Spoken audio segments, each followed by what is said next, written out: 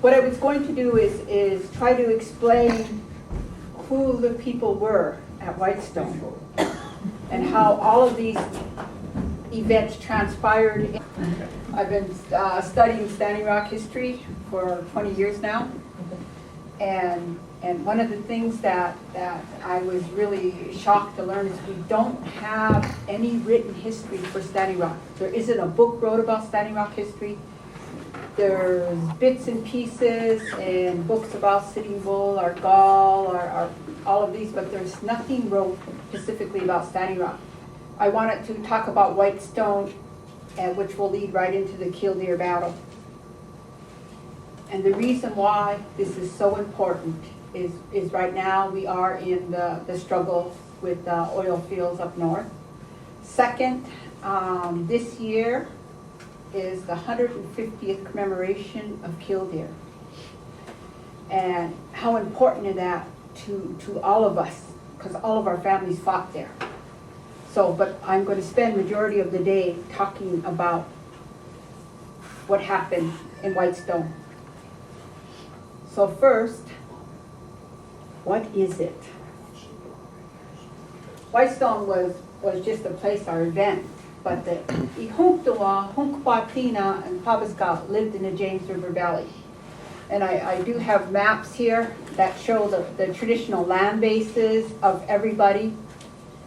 The Yanktonais and Yankton broke off from the Dakota, we estimate around 1300, and moved into the James River Valley. They were known all over as the traders. So they would have these big events where all the different tribes would come to trade goods. And they had the agreements with like the Mandan and the Rickaras, Hidatsas, all of these other groups. This was one of the groups that negotiated with all of these, so they had trade goods. So they would have 4 times a year, they would have these big events where everybody would come in to their camps. And so sometimes these camps were like 4,000 or 5,000 people, of different people coming to trade. And so this is what these people are known for. So they had a different lifestyle than per se the Hunkpapa, the Lakota, or Dakota. These people adapted earth lodges and lived in earth lodges. They adopted bull boats. They adopted fish traps, all from our relatives up north. And so they were a multicultural type of people because they traded everywhere. And with the trade, they made alliances. So they even had an alliance with the Crow. Because Dakota didn't. But they even had alliance with the Crow because they were the major trade people. So when the Métis came into existence in the 1700s, it was this group they first traded with. The Frenchmen came and found these people to trade with. So that's the first time we get documents of these big trading events that happen there. And the reason why this all relates to who these people were and still are. So these people lived in this James River Valley, and right now if you go into the state of North Dakota, you'll find in the James River Valley hosts the most native sites, native burial sites, and native mounds than any other portion of North Dakota. So we have a lot of history there. That is our homelands. The Yanktonais were the peace people at one time. Because they negotiated, they had all these alliances, a lot of intermarriage between the different bands. You can find almost everybody in the camps because of their trade network. They had events, and I was going back looking at some of these events.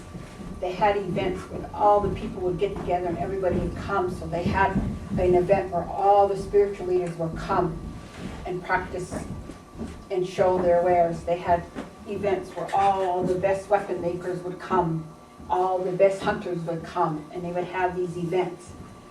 So this was a huge, huge event, constantly. And from the 17th, 1600s, they record the French coming in. They knew that they had to trade with these people to get the trade up. So leading up to all of this. One of the problems that we have today as the Yanktonais people is we never participated in the treaties. We never negotiated with the government. We did not have any wars with the government. And so in 1863, when the Minnesota Uprising was happening and our people were struggling and fighting in Minnesota, a lot of the people ran to our camps. So we took in women and children. We took in groups of people. So in our camps, because they're our relatives, we took in all these people that were leaving Minnesota when they made the proclamation that we could no longer be in Minnesota. I don't know about how much everybody knows about the importance of Minnesota, but at Mille Lacs is where the people got together and formed the 7 council fires, the establishment of our government. How cool is that? The Lakota had their mounds, whereas White Earth is Lakota country. And they continued to take their families and rebury them at White Earth, clear up until 1860, when they no longer could go back and bury their people there. We have a lot of history. The Dakota, they're more in the southern, they continued to bury their dead up until they were exiled from Minnesota. So we have a lot of background there.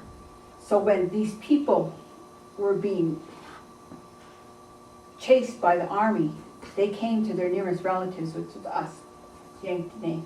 And so we took in women and children, families. When General Sully decided to start his Indian campaign to punish the Dakota for the Minnesota Uprising, he got his coalition of soldiers. And looking back at the history of the soldiers, at least 3/4 were remnants of the people who lost family members in the Dakota Uprising. They came with the idea of revenge. They wanted to kill. I went back and I read some of the documents and some of the things that they said, what their motivation was, annihilate all of them, kill all of them. And so when they came into this part of the country, that was their thought. At one time, total genocide. They wanted to eliminate us. So Sully came, and I apologized to my friend because I'll talk about her relative, the LaFramboises. LaFramboise was the scout for Sully. LaFramboise was the one who notified them. I know where the camps are. And this camp that was at Whitestone was a huge camp. We know Big Head was there, and Two Bears was there, and Cottonwood was there, and Mad Bear was there. All of these leaders, they were all there because it was trading time. And at these big camps, they negotiated marriages and named new children and made relatives. It was really a happy event. And so we had all these, and then on the other side, there was this other event that happened there, which is we had the keeper come and bring the pipe. So all the people came for that. They said that he had a dream and said that the soldiers were coming, so they picked their best men to take him and get him out and the pipe out of the camp. This is not wrote anywhere. So they took him to make sure the pipe and him were safe. Okay. because they knew they were coming.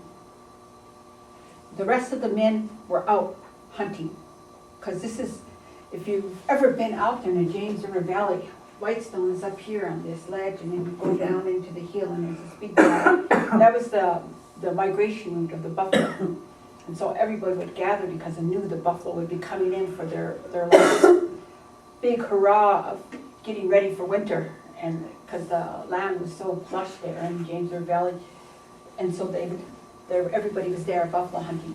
So you could see in the camp, all in the fields there, buffalo hides stretched out, and women working on their hides, and women go blind and making meat and drying and preparing for winter, and kids running and playing, and